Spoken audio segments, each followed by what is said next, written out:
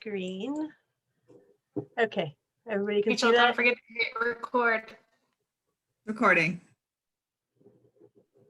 Okay, so I'm just going to start with a brief biography of Harrison and the archaeology project before I start with my paper. So Harrison was the child of Ben and Harriet Harrison. He was born into slavery in the early 1830s. He traveled west as a slave with his owner named Mr. Harrison. And following the death of his owner, Harrison migrated southward to Mission San Gabriel in the 1860s and then to San Diego during the 1870s. From 1879 to 1882, he had patented Rincon land at the base of Palomar Mountain. This is what gave him the title of the region's first African-American homesteader. And then in the late 1880s, Harrison made his home high up on the west side of Palomar Mountain, claiming the tracts to water in 1892 and homesteading the land the following year. He lived full-time on Palomar Mountain from at least the 1880s through 1919, although he likely had a seasonal residence there for decades. During his initial years on the mountain, Harrison was deeply involved in many local industries, including shepherding, cattle tending, beekeeping, and horticulture. And then in his later years, he became a popular attraction for tourists venturing up the steep terrain. In October of 1919, an alien Harrison was convinced to leave the mountain and receive medical attention. He was in his late 80s at that time, and he lived for an additional year in the San Diego County Hospital before dying there on October 10th, 1920. So the archaeological project began in 2004 with just an overgrown rock pile that turned out to be Harrison's cabin, and that portion ended in 2008. The project began again in 2017 and is ongoing with at least 2 more field schools planned.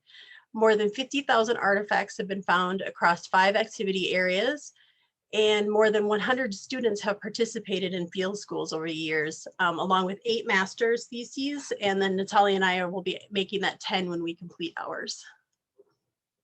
So I'll move back onto my SCA paper now. So it's titled The Harrison Experience, Impacts of Technology, Transportation, and Tourism Within the Archaeological Record.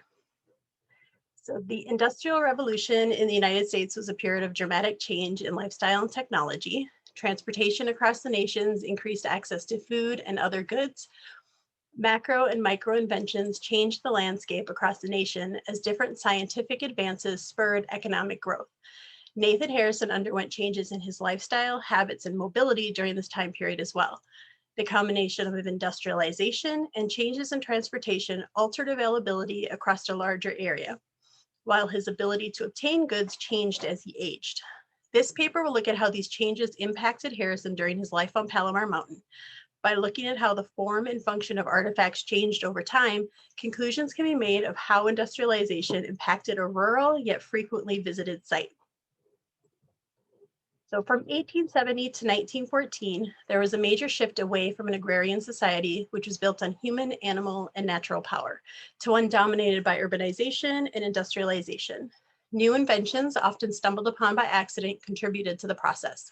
These macro inventions were large leaps forward in knowledge and technology that impacted daily life and the economy. Steel, the vulcanization of rubber, and the discovery of pasteurization are all examples of these types of discoveries. Macro inventions did not stand alone, however. They were supported and often supplanted by the micro inventions that followed. These are smaller changes to technology that further increased its production and economic value. These included holes in cans for venting after pasteurization and the screw top on bottles and jars that allowed a better seal. Within the archaeological field, both micro and macro inventions are important for dating purposes, especially when these inventions can be tied to specific innovations. The Harrison assemblage included bottles, cans, and other artifacts that displayed the macro and micro changes of the Second Industrial Revolution. The evolution of these materials was also tied to the coming of the railroad to San Diego in 1885. Before this time period, land routes to San Diego were difficult and expensive to traverse, making the only viable way of travel via ship. With the coming of the railroad, however, it became cheaper, easier, and faster to journey to San Diego. These advances also facilitated the movement of goods from the city center to surrounding areas. Multiple artifact categories are discussed here to highlight changes that are directly tied to industrialization and transportation advances at the end of the 19th century. These include goods that the historical accounts emphasized were of regular use by Harrison during his time on Palomar Mountain, like alcohol bottles and canned foods. Overall, Harrison had access to a far greater variety of goods during the Industrial Revolution and after the railroad came to San Diego. Many of these artifact trends are depicted in graphs showing change over time. Each graph contains a dark line marking the arrival of the railroad in San Diego and a shaded area highlighting the time period of the Second Industrial Revolution. So bottles underwent a series of changes in form and function as time passed due to both macro and micro inventions that arose during both the First and Second Industrial Revolution, as well as some that occurred independently of these periods. Near the end of the 19th century, semi-automatic and automatic machines began to take over the bottle making process from skilled workers. Machinery was cheaper and only needed unskilled workers to run them, creating an economic advantage to the manufacturers that was then passed on to the consumer.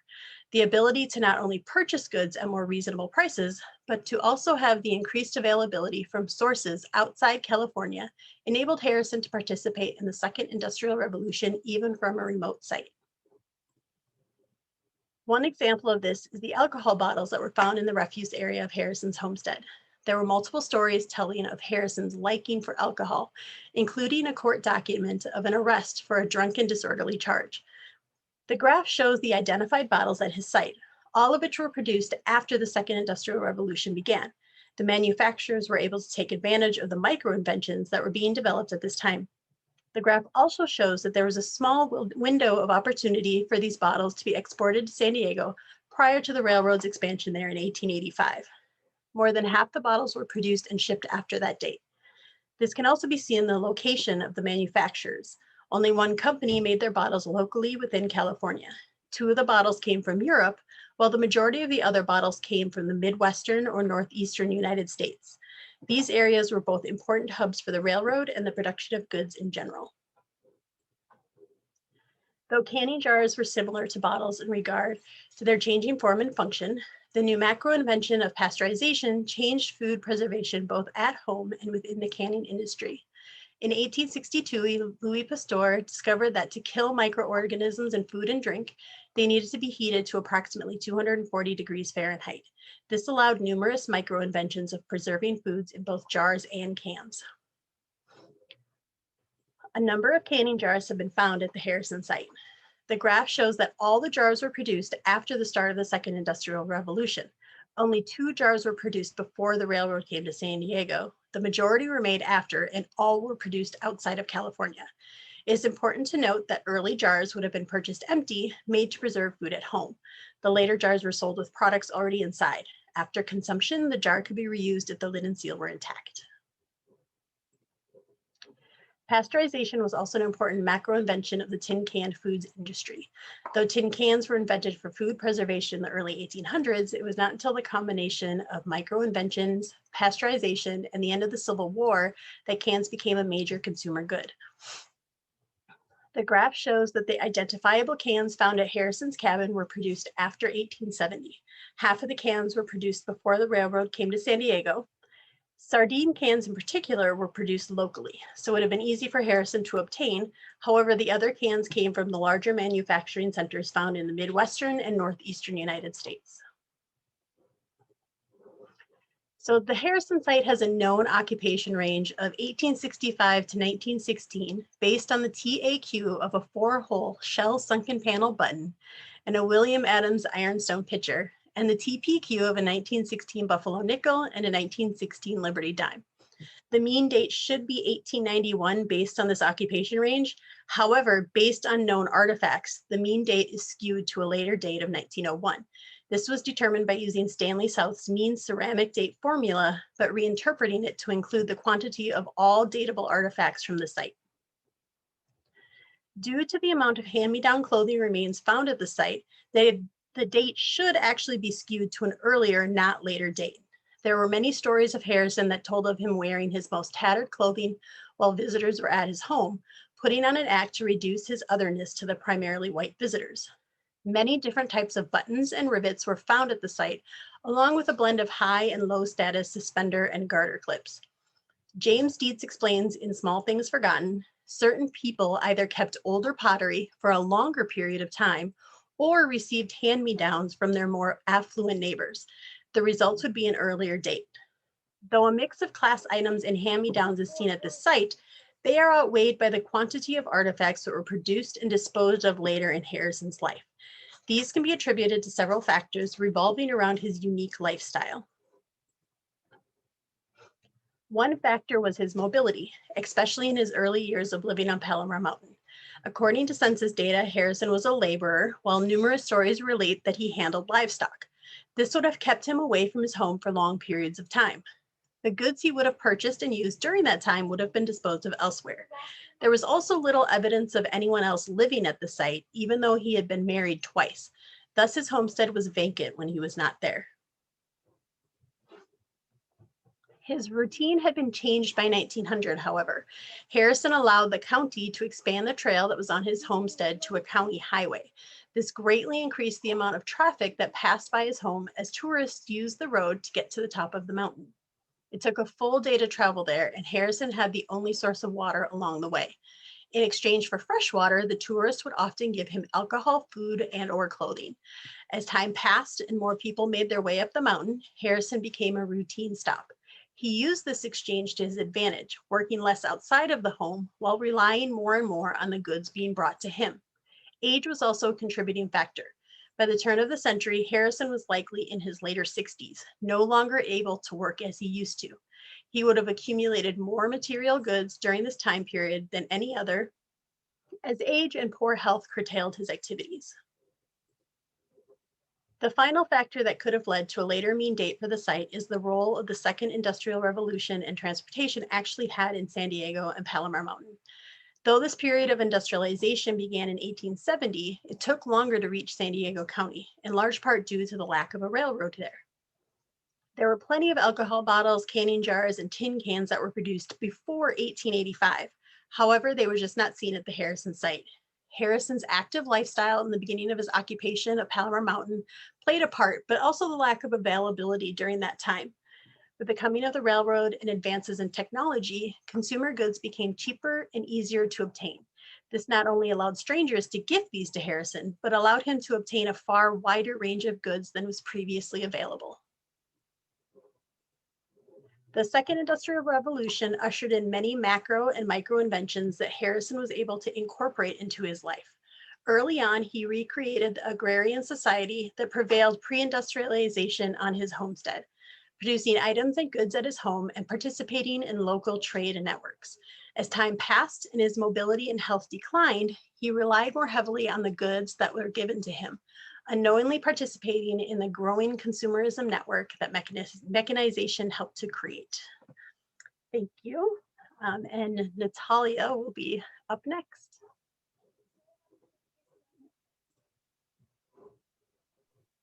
Thank you. Hello, everyone. Okay. All right. I will be presenting medicinal patents at the Harrison site, potions, poisons, or placebos. 3 of the more enigmatic finds from the Harrison site were small, flat, cylindrical, sealed metal containers.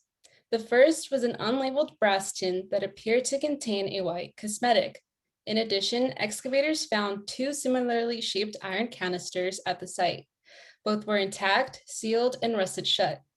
One had remnants of a painted bottom label with writing, although over half of the script was missing. This item was a tin of Kohler's one-night corn cure, and the script included instructions on how to apply the salve to aching feet. This salve was one of many self-medicating products uncovered in the Harrison assemblage. This paper begins by offering historical context for 19th century consumer medicines. It then discusses the methods and results of chemical analyses on the contents of all 3 metal containers. The Harrison assemblage was well represented by medicinal bottles and tins. In fact, Over a quarter of the site's entire glass assemblage consisted of medicinal bottles, including a Pinex cough syrup bottle, a Pluto water bottle, and an Optimus mentholated syrup bottle. What these tonics might have lacked in actual healing, curing abilities, they made up for their hyperbolic promotion. For example, contemporary Pinex advertisements promise that once a consumer starts using Pinex, he forgets about the cough medicine that mother used to make. Pluto water contained a strong natural laxative like sodium sulfate and magnesium sulfate. Associated ads insisted that when nature won't, Pluto will. Optimus mentholated syrup contained eucalyptus, horehound, honey, and tar. Its advertisement campaign claimed the elixir combated bronchial afflictions, which might result in consumption.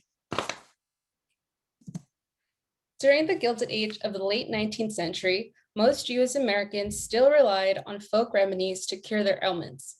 For example, in the 1880s, San Diego County storekeeper Luman H. Gaskill kept an extensive ledger of folk medicine remedies that included cures for toothache, diarrhea, cough, canker sore, fresh wounds, piles, sore throat, earache, rattlesnake bite, habitual drunkenness, tobacco antidote, fever, and ague. Heroic medicines, which featured a variety of blood-letting, shocking purging, especially through laxatives, enemas, and other medicines that induce sweating, vomiting, and the expulsion of toxins, was the norm for Western medicine during the 18th and 19th centuries. Furthermore, doctors were scarce in the Old West. In 1889, there were only 26 physicians in a region with over 35,000 people. The lack of doctors, especially in rural contexts, further pushed those dealing with ailments to self-medicate. Patent medicines, those that could be purchased without a prescription, surged in popularity during the late 19th and early 20th century. While some scholars have noted that self-medication was most common in rural areas and among lower socioeconomic classes, others have noted that African Americans historically favored tonics and patent remedies over those prescribed by physicians. There is debate as to why. One interpretation suggests these choices were acts of resistance to the dominant white culture, while another persists a cultural link with African healthcare practices that use herbs and water-based tonics.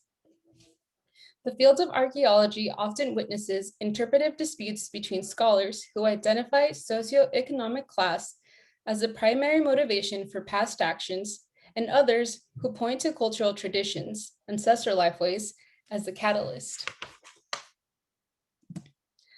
Detrimental health hardships and lack of governmental regulation prior to modern medicine were the perfect conditions for devious profiteers to cultivate and spread dubious cures that were little more than false hope.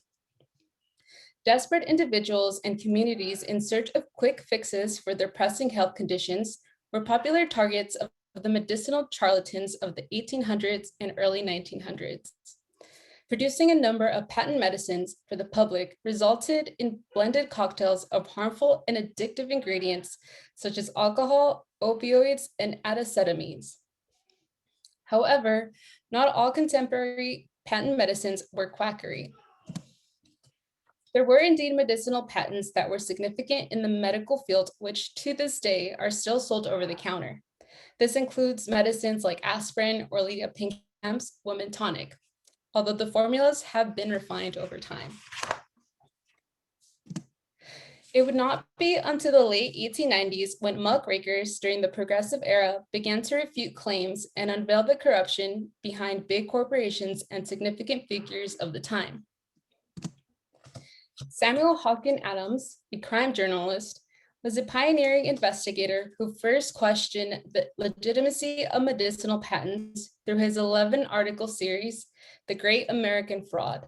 These essays questioned the effectiveness of medicine produced by these manufacturers and exposed the dangers of ingesting such products.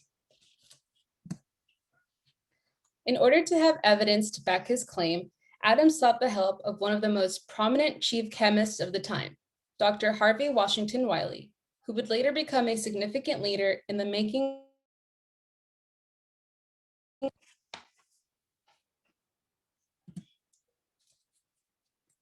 The 1906 Act resulted in a new labeling law, which required manufacturers to list the ingredients and the amount of dangerous elements present in their concoctions. Despite lofty goals, the legislation was undermined by the fact that it was neither enforced nor heavily regulated by the government. Corporations exploited this loophole by merely reducing the percentage of the harmful ingredients from the formulas, or relabeled wording on the packages by changing their healing statements. This would continue until 1937, when a national tragedy occurred regarding the consumption of a patent elixir known as sulfamilamide. This resulted in the death of more than 100 individuals, most of whom were children. A year later, the 1938 Food, Drug, and Cosmetic Act was signed by President Roosevelt. It required products to be tested and proven safe for the public market. The act was later revised in 1963. It now required products not only to be safe, but effective. 3 small tins were recovered from the Nathan Nate Harrison archaeological site. Each contained a unique substance on the basis of different consistencies and colors.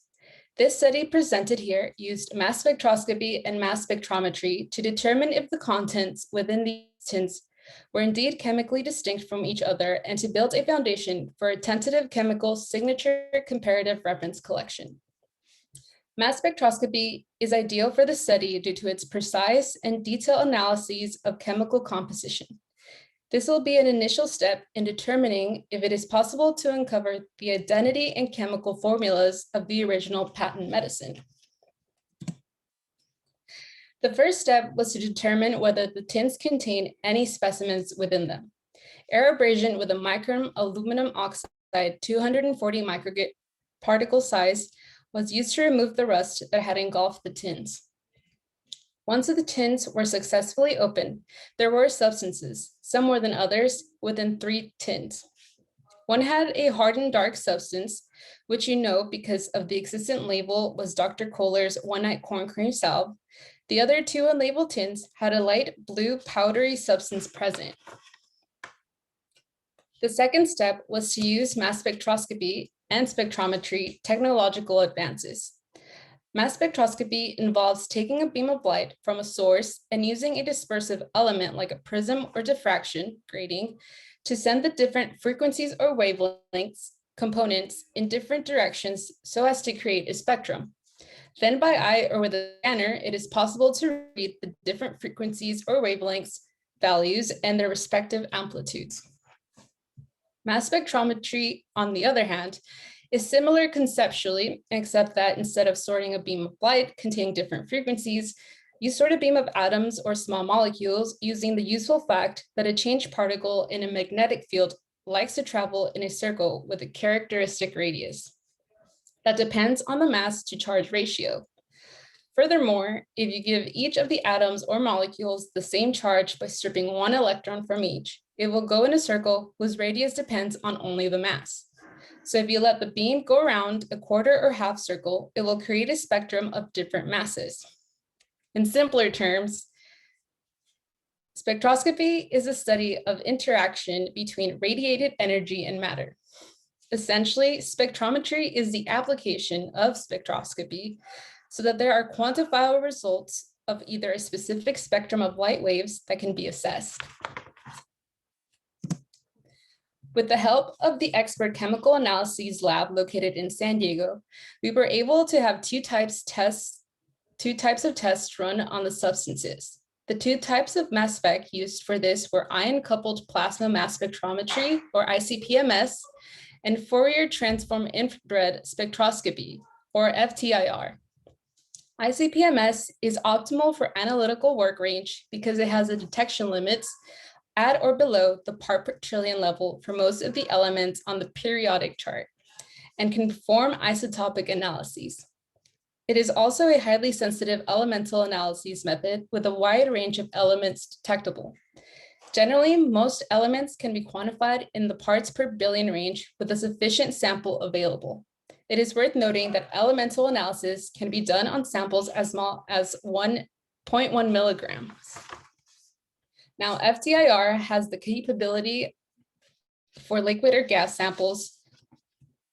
FTIR has the capability for liquid or gas sample analyses by sodium chloride plate or cell, and is widely used for polymer and material analyses. This technique is useful for identification of organic chemicals as it provides a fingerprint of the compounds that allow for assurance as to the identity of most organic chemicals. FTIR is commonly used as an identification test for many USP or NF pharmaceutical chemicals, and can also be used to quantify certain polymers with a sample size of at least 0.2 milligrams for analyses. Preliminary chemical tests yielded detailed information from the tins found at the site. The tin from NH1D contained a white turquoise powdery substance, which was a mixture of zinc oxide with copper. Zinc oxide was commonly used as a topical ointment for skin irritations, such as rashes, burns, chapped skin, and even rectal discomfort. The NH90A Kohler tin contains salicylic acid or an organic acid with aromatic rings. Salicylic acid is a keratolytic or peeling agent topical that removed excess skin that can either develop chronically or tactically. Aromatic rings are solvents that either remove or thinned out grease or oil-based compounds. Since most salves are a combination of salicylic acid and either complex or simple lipids, it was interesting to note the lack of lipids in the NH90A substance. However, the aromatic ring could have obliterated the compound. The NH40F tin contained a combination of iron and tin oxide, which seems to be more reflective of the tin than the original contents. The results, although limited, answered the initial research question for the study. Each tin contained a different chemical signature. It is worth noting that the accuracy of mass spectrometry was impressive considering the minute sample sizes from each tin. Thank you.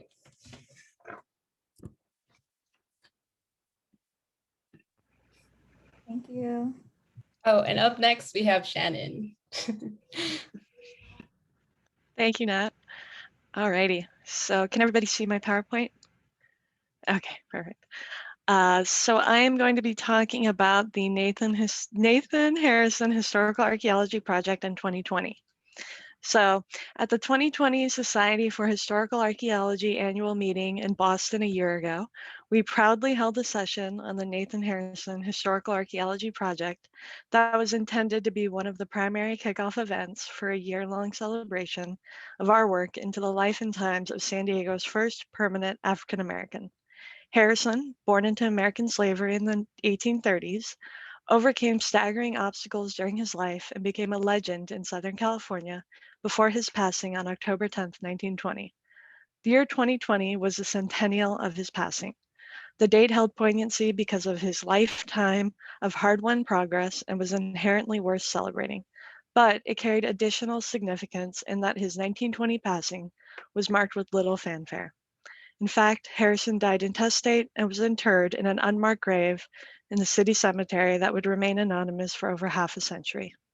For an individual who survived the horrors of slavery in the antebellum South, endured the mania of the California gold rush, and prospered in the rugged chaos of the Old West, this centennial offered us a chance to demonstrate how Harrison's story of perseverance was not just an important African-American biography, but the quintessential American story.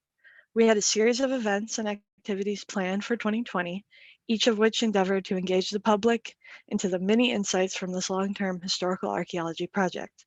Little did we know, the 11 months following the Boston SHAs would completely transform our abilities, avenues, and opportunities to share the Harrison archaeobiography and reshape the entire focus of this project.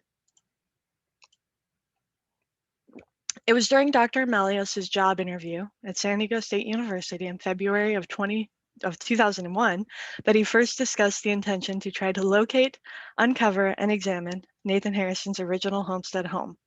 At the time, much of what was asserted about Harrison, we now know, was in fact untrue. His popular biography brimmed with exaggerations, which sent us chasing more than a few false leads. Nonetheless, the project slowly took shape after an initial visit to the remote privately owned city in 2003 and the initial survey and field school in 2004. The first 5 years of annual summer digging, 2004 to 2008, resulted in the discovery of the buried Harrison cabin and over 20,000 artifacts from the late 19th and early 20th century, in addition to a wealth of insights about different activity areas at the site. These years also presented numerous challenges, including a wildfire that scorched the western face of the mountain and burned the site itself, and the sale of the property to new landowners. Digging resumed in 2017 and gained great momentum through spring and summer field schools, the discovery of an additional 30,000 artifacts, and plans for a momentous 2020 centennial celebration. It is worth acknowledging that Dr. Malios's previous position as site supervisor at the Jamestown Rediscovery Project taught us much about the importance of anniversaries in public archaeology projects. The same discoveries and insights that garnered marginal attention in 2006 at Jamestown Island were met with astounding acclaim and the in-person attendance of the Queen of England and the US President the following year for the 400-year anniversary in 2007 of the first permanent English settlement in the Americas. Truth be told, we began planning for the 2020 celebration of Nathan Harrison the moment Dr. Malios was offered the San Diego State job.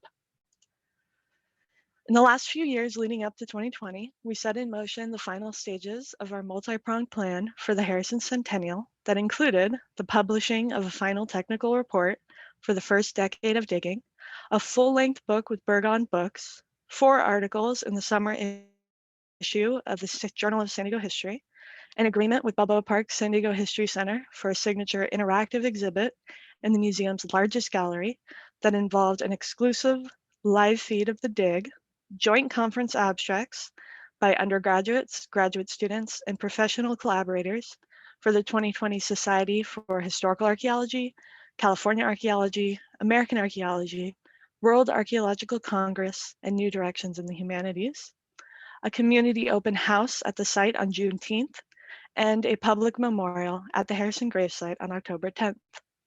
Almost immediately following the initial book release party and the 2020 SHAs, it became clear that our plans might be jeopardized by the emerging pandemic. One by one, the different conferences were canceled, the exhibit was postponed, and every summer school endeavor at San Diego State University, including the field school, was given the ultimatum of going virtual or not happening at all.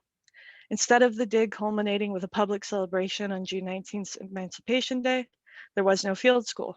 Even the release of the journal issue was delayed. We felt helpless trying to figure out the massive impact of COVID-19 on our personal and professional lives. Furthermore, historical archaeology and the Harrison Project vanished from our priority list when confronted with such widespread suffering. Our museum plans were frozen as the History Center was closed, and the planned hands-on interactive exhibits were clearly inappropriate for individuals trying to social distance and avoid touching common objects. Fundraising for this adventure was also made more challenging as the economy tanked. We believe that the tragic murder of George Floyd Jr. on May 25th had an equally profound effect on American society as COVID-19. Cordell West's poignant observation that George Floyd's public lynching pulled the cover off who we really are helped to explain how and why the Black Lives Matter movement, which was founded in 2013, swelled to be perhaps the largest social movement in US history by June 19, 2020. Floyd's death was the latest in a long list of racially motivated police brutality against African Americans. Suddenly, race-based systemic inequities became the foremost social issues in the country. Furthermore, many discussions about these current events draw on insights from history, revealing that many of the greatest inequalities were the direct result of hundreds of years of structural racism at local, regional, and national levels. This discussion of race-based institutional inequalities was always part of the planned Harrison exhibit because it was essential to understanding why he maintained a secret dual identity, revealed only through archaeology, that was hidden by his public minstrelsy. Harrison went to great lengths to mask any progress he achieved by playing the self-deprecating fool. He feigned illiteracy as he registered to vote, claimed water and land. He repeatedly cloaked his self-armament, and he was clandestine about his deep ties to the many non-white populations in San Diego County that were often in violent conflict with the expanding and exploitative Anglo presence. In fact, structural racism in historical context was a cornerstone of the original Harrison exhibit. For example, discussion of the 1850s emphasized that California was, in fact, not a free state when admitted to the Union, as the state's discriminating laws presented freedom for most of the 2,000 African Americans that lived in the state by 1852. Specifically, if enslaved Africans were brought into California by gold-seeking whites, as was the case with Harrison, the state denied their freedom claims. Likewise, exhibit material on the 1860s delved into the fact that Southern California was a hotbed of secessionist activity during the Civil War, which resulted in numerous Confederate memorials that still exist across the local landscape. In fact, this bigoted legacy continued for decades as California refused to ratify the 14th and 15th Amendments to the U.S. Constitution, which granted citizenship and voting rights for African Americans, until 1959 and 1962, nearly 90 years after they were passed nationally. Furthermore, displays on the Gilded Age expose the fact that this time was the nadir of American race relations as the country saw a surge of lynching and white supremacy. The area in and around Harrison's homestead was littered with sundown towns, municipalities where the use of violence and intimidation was legally sanctioned to forbid non-whites from being in the city limits after dark. These trends continued well into the 20th century. In the 1960s, San Diego was still highly segregated and widely known to African Americans as the Mississippi of the West. Even though the original exhibit included these elements about structural racism, it nevertheless started with the importance of the centennial and the eye-catching discoveries of archaeology. The plan was that once visitors were drawn in by those lures, they would be shown the institutional inequities that Harrison faced at every stage of his life.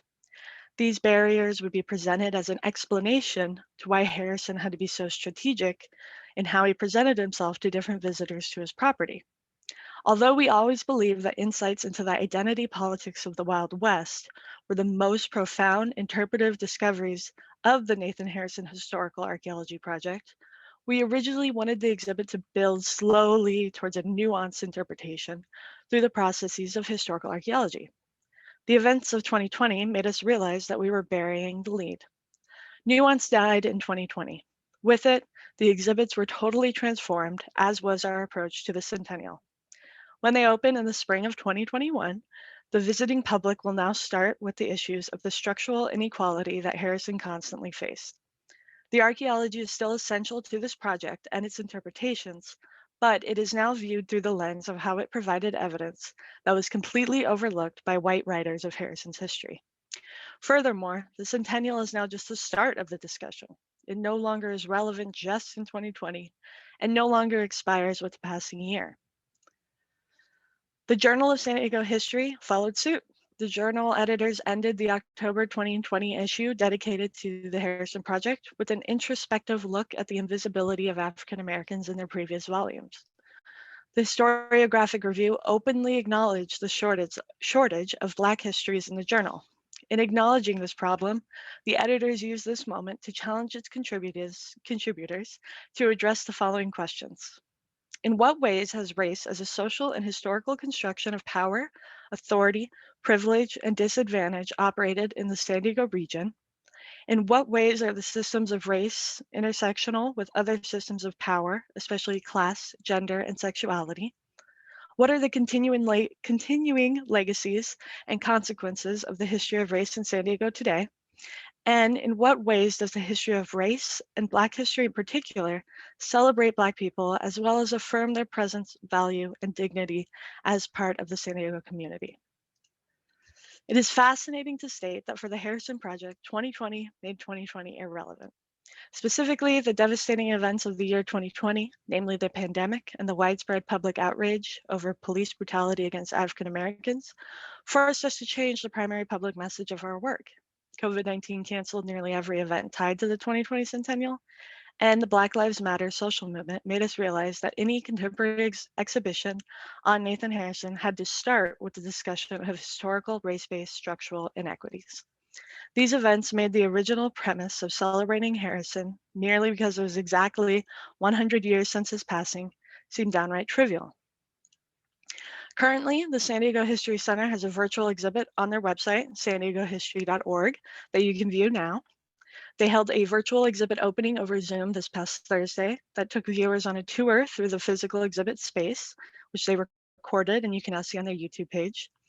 And they are opening Friday, April 16th, so you can go see the new exhibit in person. It features a reconstruction of Harrison's stone cabin and an interactive archaeological grid that uses augmented reality.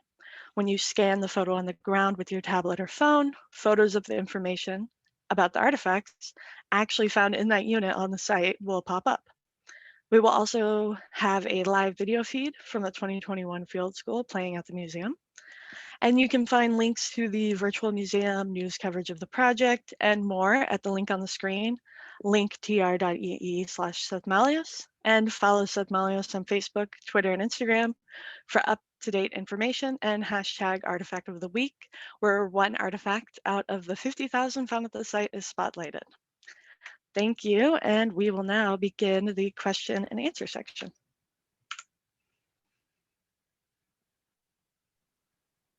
Thank you so much. Great, you guys, that was so awesome. Let's jump right into questions. Let me see here. We have one. Let's see. I believe it's for Natalia. Had the chemists at ECA ever analyzed anything as unique as the contents of the archaeological tins? No, they hadn't. It was actually kind of interesting walking in there. You know, the chemistry world is actually a beast. So, you know, they know their modern stuff, but going in with, you know, these 100-year-old tins, well, it was one individual, he was who runs the facility. He was a little doubtful at first. You know, he was worried that we wouldn't really capture anything. But when the results came in, when I walked in there, he's like, yeah, I tried to do like a little research. I couldn't really find anything, but, you know, we were able to, you know, find results through these tests, you know, that they weren't like anything complex, but he's like, I was impressed. I didn't really expect to find much, but yeah. Nice. Okay, cool. All right, so we have another question here. I believe it's for Shannon. Is there a Juneteenth celebration planned for this year? Yes, so every year we would do a community open house, and the last day, I believe, of our summer dig will be on Juneteenth. So yes, we will be having, so we're planning on having the celebration. Nice. I got another question here from Susan. Will the tins be on display at the Nate Harrison exhibit at the San Diego History Center? They won't. Okay, cool. Anybody else have any other questions?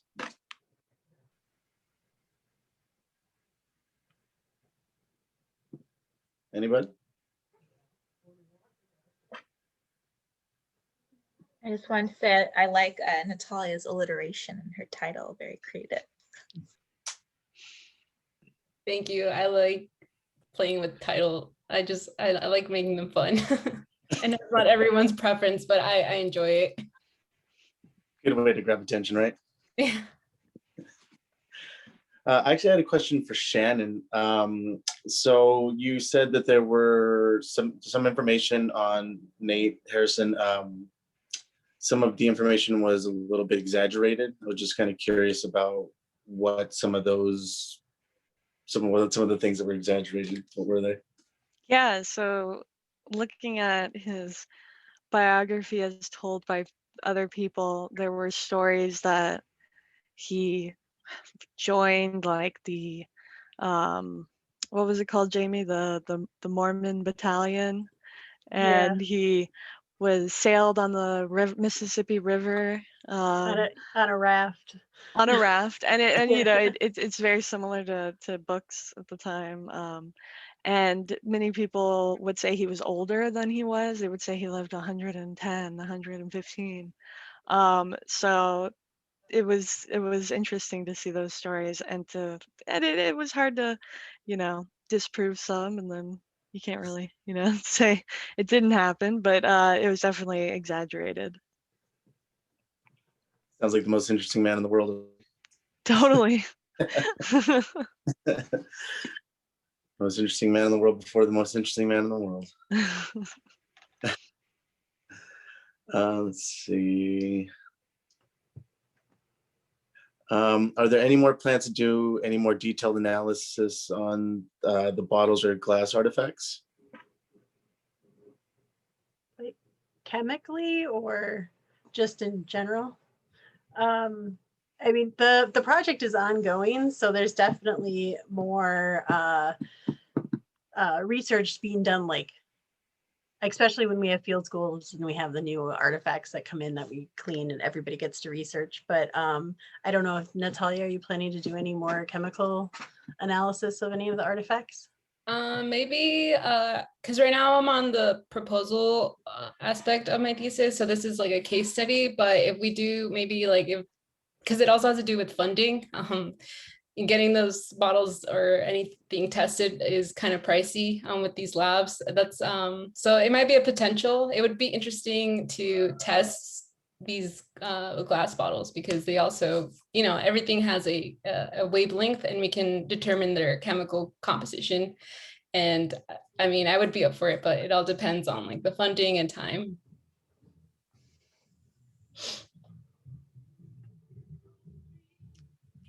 Let's see. When the squares are illuminated in the exhibit, what will we see? Do you see a single or multiple artifacts? Will they be contextual or photos? So when you hold up your phone or tablet to the squares, it'll be a photo with information about that artifact, and you can swipe through, and there's about, what would you say, Jamie, 2 to 3 artifacts per unit? 1 to 2. 1 to 2 It artifacts. excuse me. depends on how much information we have about each of them. Yeah, and so you could swipe through and you can see old advertisements and things like that. And the cool thing is those units were where we found them in at the site itself. So you can see it spatially next to the cabin. That's pretty awesome.